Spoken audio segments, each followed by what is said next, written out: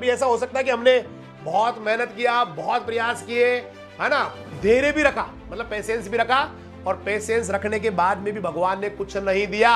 ऐसा कभी नहीं हो सकता बेटा, ऐसा कभी नहीं हो सकता। हो सकता है आपको वो थोड़ा सा आपका पेशेंस और चेक कर ले, थोड़ा सा आपको जो है ना और धैर्य रखना पड़ सकता है, थोड़ा सा आपको और ज्यादा हिम्मत रखनी पड़ सकती है, थोड़ा सा संघर्ष आपका लंबा भी हो सकता है। लेकिन दुनिया में ऐसा कभी हुआ नहीं है कि आपने किसी चीज के बारे में सोचा हो और उसके लिए ईमानदारी से प्रयास किया हो और साथ में धैर्य भी रखा हो और आपको वो चीज ना मिली हो। दुनिया में ये असंभव है। जिस दिन ये होने लग जाएगा भाई, उस दिन से ये दुनिया जो है ना बेटा, ये दुनिया बिल्कुल, ये मान लीजिए उल्टी हो जाएगी, मतलब एक प्रलय आ जाएगा। क्योंकि ऐसा कभी होता नहीं। मैंने कई बार आपसे कई एपिसोड में कहा कि हमारे माता पिता, हम अगर किसी काम के लिए जिद पकड़ लेते हैं और हमारे माता पिता हो सकता है 2 बार मना कर दे, 4 बार, 10 बार, लेकिन एक दिन वो हार जाते हैं, बोला भाई भाड़ में जा, तू कर ले, तेरे जैसे जैसे करना है ना भाई। या बाजार में हम गए, है ना, और किसी चीज के लिए जिद कर ली, तो आखिर में परेशान होके 2 बार 4 बार मना करते हैं, लेकिन आखिर में परेशान होके कह देते हैं भाई तू ले ले, जो होगा सो हो जाएगा। तो फिर मैंने आपको कई बार कहा कि वो परम पिता परमेश्वर तो हमारे माता पिता का भी पिता है, उनकी भी माता है, उनका भी सब कुछ है, तो वहां पर भी जिद पालनी पड़ती है। ऐसा नहीं होता है कि कोई आदमी पागल हो जाए किसी काम को लेके, जिद पाल ले और वो कभी सफल ना हो, ऐसा नहीं होता है बेटा। कभी कभी हो सकता है टाइम किसी को जो है ना, किसी को हो सकता है जल्दी, किसी का जो प्रयास है इतना सार्थक होता है, इतना जबरदस्त होता है, इतना पारंगतता वाला होता है कि वो जल्दी सफल हो जाता है। लेकिन कुछ लोग ऐसे भी होते हैं जो थोड़ा सा ज्यादा उनको संघर्ष करना पड़ता है, उनको थोड़ा सा ज्यादा एग्जाम, मतलब उसको इम्तिहान देना पड़ता है, लेकिन सफलता उसको भी मिलती है। तो अभी का जो स्टेज है, अभी जो लेवल है, वो ज्यादा महत्वपूर्ण नहीं है। आपका जो संघर्ष है और वो संघर्ष के साथ साथ कितने टाइम आप संघर्ष कर सकते हैं, ये दोनों चीजें इंपॉर्टेंट है। संघर्ष कैसा है और संघर्ष करने के लिए आप कितना जो है ना पेशेंस रखते हैं, कितनी हिम्मत रखते हैं, वो इंपॉर्टेंट है। कभी भगवान किसी को रखता नहीं, खाली नहीं रखता है। जो चाहते हैं उन सबको मिलता है भाई। जो दरवाजे खटखटाते हैं, दरवाजा खुलता है। जो चलते हैं उनको रास्ते मिलते हैं। जो जीवन में कुछ करना चाहते हैं वो कुछ ना कुछ कर ही जाते हैं। लेकिन जो चलते ही नहीं है, ना उनको रास्ते मिलते हैं, खटखटाते नहीं, उनके दरवाजे नहीं खुलते हैं, और जो चलना शुरू नहीं करते, मतलब मंजिल के बारे में विचार नहीं करते, मंजिल की तरफ बढ़ते नहीं, उनको दुनिया में कुछ नहीं मिलता है। तो मैं एक ही चीज पे बार बार कह रहा हूं, हो सकता है थोड़ा सा ज्यादा टाइम लग जाए, लेकिन भगवान किसी को नहीं भूलता है। कई बार आदमी कहता है, आपने कई लोगों को सुना होगा गाँव में, हे भगवान मेरे साथ ऐसा क्यों हो रहा है, हे भगवान तू मेरे ऊपर क्यों, हे नीली छतरी वाले मेरे ऊपर ध्यान क्यों नहीं दे रहा है, मेरे से क्या गलती होगी, मेरे से क्यों रुष्ट है ना। और अक्सर जो है ना गांव में तो लोग इसको दकियानुसी तरीके से करते हैं।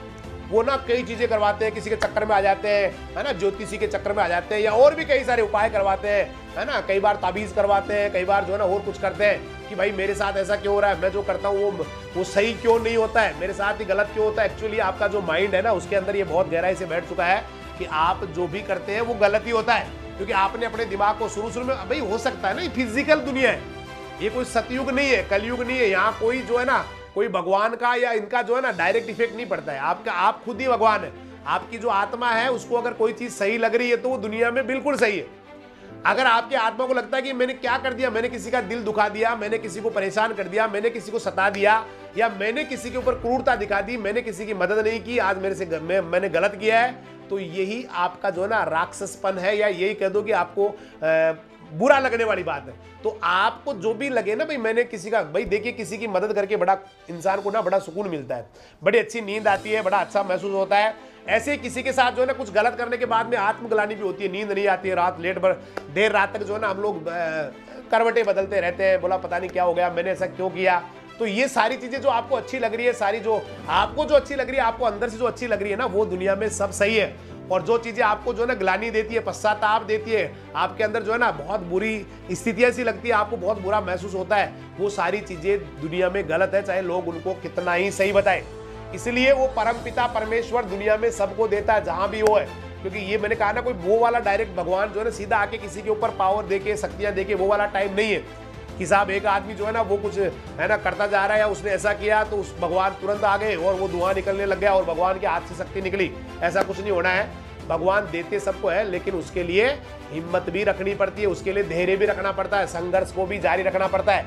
अक्सर लोग क्या करते, थोड़ा सा हल्का सा दबाव आया, थोड़ा सा प्रॉब्लम शुरू हुई, थोड़ा सा जो है ना जीवन में पजल ज्यादा आना शुरू हो गई, थोड़ी समस्याएं ज्यादा आनी शुरू हो गई, तो वो रास्ते बदल लेते हैं, वो इधर से उधर चलना शुरू कर देते हैं। वो भी लगता है कि ये गलत हो गया, फिर इधर चलना शुरू कर देते हैं। अगर भाई आप बार बार रास्ते बदल रहे हैं और धैर्य आपके अंदर है नहीं, आप किसी काम को शुरू करने के बाद बार बार उसको चेंज कर रहे हैं, तो ये मान लीजिए कि आप जो है ना सही दिशा में या सही जगह कभी नहीं पहुंच पाएंगे। गलत ही रास्ता आपको मिलने वाला है और गलत जगह आप पहुंचने वाले हैं। इसलिए थोड़ा देर रखिए। भाई भगवान सबको देता है, किसी को मैंने कहा ना लेट देता है, किसी को जल्दी देता है, किसी को जो है ना बहुत ज्यादा जो है ना संघर्ष के बाद देता है, लेकिन देता सबको है। आपने एक बहुत कहानी सुनी होगी, एक मैंने मोटिवेशनल जो दूसरा चैनल है वहां पर मैंने डाल भी रखी है, बहुत ही कोशिश की है मैंने उसको वहां बहुत अच्छा बनाने की, म्यूजिक के साथ। कभी आप देखना, राजधानी, वो डॉक्टर रमेश यादव राजधानी करके मेरा चैनल है, वहां पर मैंने कहानी डाल रखी है। और वो कहानी है एक बांस के पेड़ की, मतलब घास की और बांस की। उसमें होता क्या है, मैंने उसमें कहा कि एक इंसान होता है जिसके जो बिजनेसमैन होता है, बहुत अच्छा उसका बिजनेस चल रहा होता है, सब कुछ ठीक होता है, लेकिन अचानक कुछ ऐसा हुआ बेटा कि उसका बिजनेस डूब गया, मतलब उसका बंटा धार हो गया, सारा व्यापार खत्म हो गया। वो बहुत बुरी तरह से हताश हो गया, बहुत बुरी तरह से थक चुका था, मतलब लग रहा था कि अब जीवन खत्म हो गया, कुछ नहीं बचा। और एक दिन परेशान होकर वो जंगल में चला गया, सुनसान जंगल, वहां जाके अकेला बैठा रहा।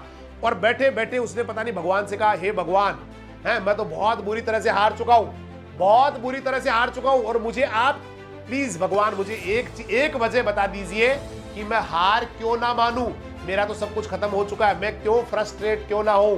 प्लीज प्रभु एक कारण बता दीजिए, एक कि मैं हार क्यों ना मानूं। सब कुछ तो लुट गया मेरा, मैं तो बर्बाद हो गया, कुछ नहीं बचा मेरे पास, तो मुझे क्या करना चाहिए प्रभु, एक कारण तो बताओ आप। हे ईश्वर, हे अल्लाह ताला, हे वाहेगुरु, हे जीसस, हे गॉड, ये कारण बता कि मैं हार क्यों ना मानूं, मैं फ्रस्ट्रेट क्यों ना हूं।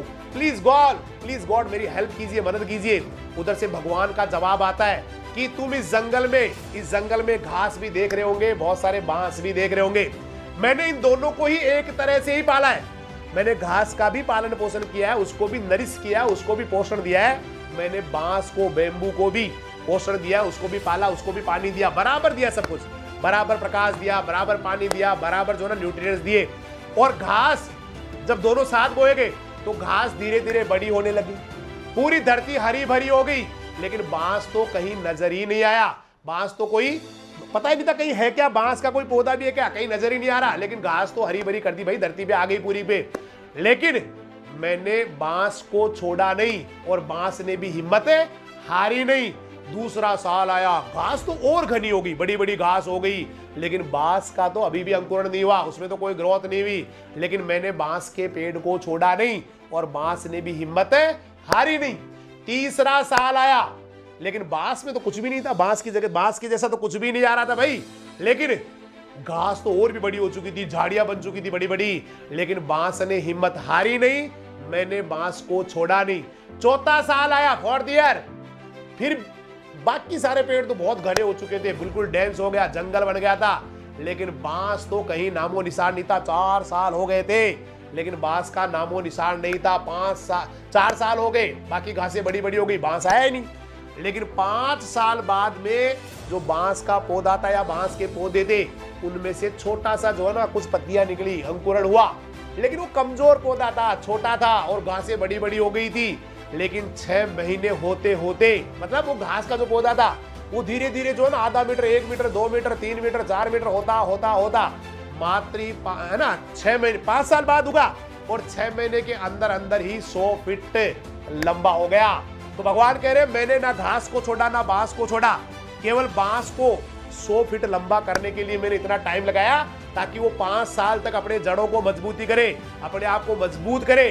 क्योंकि अगर उसने अपने आप को मजबूत नहीं किया और ऐसे ही उग गया तो फिर वो 100 फीट का भार सह नहीं पाएगा, क्योंकि मुझे उसको ज्यादा लंबा बनाना था, ज्यादा अच्छा बनाना था, ज्यादा ताकत देनी थी, ज्यादा स्ट्रॉन्ग बनाना था। इसलिए मैंने उसको समय दिया, उसने भी समय लिया, हिम्मत हारी नहीं और मैंने भी उसको टाइम लगाया। लेकिन आप सोच सकते हैं जो घास उग गई थी वो छोटी छोटी रह गई, लेकिन ये निकल गया पूरा 100 फीट। तो ये मान लेना कि जिंदगी में अगर ज्यादा स्ट्रगल आ रहे हैं, समय ज्यादा लग रहा है, तो ये मान लेना कि आपकी जड़ मजबूत हो रही है और ये संघर्ष आपको मजबूत बना रहा है बेटा, आपकी जड़ें मजबूत बना रहा है। और आने वाला कल आपका है, आने वाला कल आपका बेहतरीन है। इसलिए बांस ने भी हार नहीं मानी और तुम भी हार मत मानना। भगवान कह रहे बांस ने हार नहीं मानी, तुम भी हार मत मानना। बस टाइम थोड़ा सा अलग हो सकता है, किसी को टाइम ज्यादा लग सकता है, किसी को कम लग सकता है। और उसके बाद में उस आदमी ने कहा, उसके बाद में मैंने जिंदगी में बांस के पेड़ से सीख के लाइफ में हार मानी नहीं, और मेरे समझ में आ गया था कि स्ट्रगल आदमी को मजबूत बनाता है, ताकतवर बनाता है, बहुत ही जबरदस्त बनाता है। तो टाइम लग सकता है, लेकिन सफलता कभी भी किसी को दुनिया में ऐसा हुआ नहीं, टाइम लग सकता है। देखो एक स्टार मैंने लगाया इसके ऊपर, टाइम लग सकता है बेटा। हो सकता है कि किसी एग्जाम को आप तैयारी कर रहे हैं, कोई हो सकता है 3 साल में उसको कर जाए, कोई हो सकता है उसको 5 साल में कर जाए, लेकिन करते समय किसी ने दिमाग में बिठा लिया मुझे यहां पहुंचना है, वहां वो उसी दिन पहुंच जाता है जिस दिन उसने दिमाग में बिठा लिया। बाकी तो प्रोसेस में टाइम लगता है बेटा। तो ईश्वर कभी भी किसी को उसके जो है ना, जो भी कर रहा है उसका फल अवश्य देता है। ये यूनिवर्सल ट्रूथ है बेटा, इसको दुनिया में कोई झुठला नहीं सकता। थोड़ा सा टाइम लग सकता है। कुछ लोग क्या करते हैं, थोड़ा सा पहले ही हार मान जाते हैं। 1 साल पहले उसको लगता है कि अब तो मेरा टाइम हो चुका है, अब तो मुझे कुछ नहीं कर सकता मैं, और वो जल्दी हार जाते हैं। और कुछ लोग बेटा हिम्मत रखते हैं, धैर्य रखते हैं, वो हारते ही नहीं। उनको हारना जो है ना पसंद ही नहीं होता, हारना वर्ड उनकी डिक्शनरी में होता ही नहीं, और वो बनते हैं एक दिन बहुत बड़े विराट व्यक्तित्व के धनी बनते हैं। मतलब बहुत ही विराट उनका व्यक्तित्व होता है, दुनिया के लिए मिसाल बनते हैं, दुनिया के लिए एक बहुत बड़ा जो है ना उदाहरण बनते हैं, एग्जाम्पल बनते हैं। अब आपको फैसला करना है कि आपको क्या बनना है। एक छोटी सी घास बननी है जो ऐसे ही बस कुछ भी नहीं है, या फिर बहुत बड़ा बांस बनना है। अगर बांस बनना है तो आपको भी हिम्मत नहीं हारनी है, परम पिता भी आपको नहीं भूलने वाले। एक दिन आपको बांस बनाएंगे, मतलब आपको एक दिन बहुत बड़ा बनाएंगे। एक दिन आप दुनिया के लिए बहुत बड़े विराट व्यक्तित्व के रूप में दुनिया के सामने आएंगे, मतलब दुनिया के लिए एक मिसाल बनेंगे। इसलिए हिम्मत हारनी नहीं है, जबरदस्त आपको करते रहना है, और उस परम पिता पे, परमेश्वर पे ना पूरी आस्था रखते हुए गजब करते जाना है बेटा, जबरदस्त करते जाना है। लगे कि हार रहा हूं, फिर से उस वाले टाइम को देखना है जो आपका आने वाला टाइम है, जहां पर आप चैंपियन बनने वाले हैं, जहां पर आपकी जो है ना पूजा होने वाली है, जहां पर आपकी जय जयकार होने वाली है, जहां पर लोग मिठाई के डिब्बे लेके आपके घर आने वाले हैं, जहां पर आपकी जिंदगी जो है ना बेटा वो गोल्डन टाइप की होने वाली है, मतलब गोल्डन बनने वाली है, सोने से भी बड़ी बनने वाली है। उन चीजों के बारे में बार बार सोच के फिर से अपनी निराशा को, अपने हताशा को हटा देना है।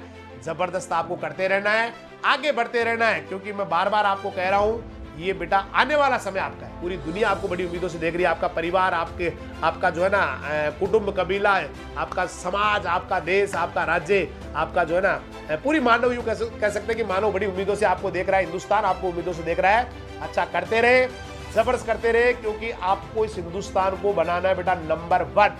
यही ड्रीम है मेरा, या यूं कहे कि हर व्यक्ति का, कि मेरा देश जो है ना वो दुनिया में बड़ी इज्जत के साथ उसको जाना जाए, लोग उसका जो है ना सम्मान करें, और हम हर प्रकार से जो है ना दुनिया में बेस्ट हो, साइंस में, टेक्नोलॉजी में, है ना, मानवता में, सादगी में, परोपकार में, आपस के प्रेम में, व्यवहार में, हर में जो है ना हम दुनिया में सबसे बेस्ट हो, हमारा एग्जाम्पल दुनिया में दिया जाए।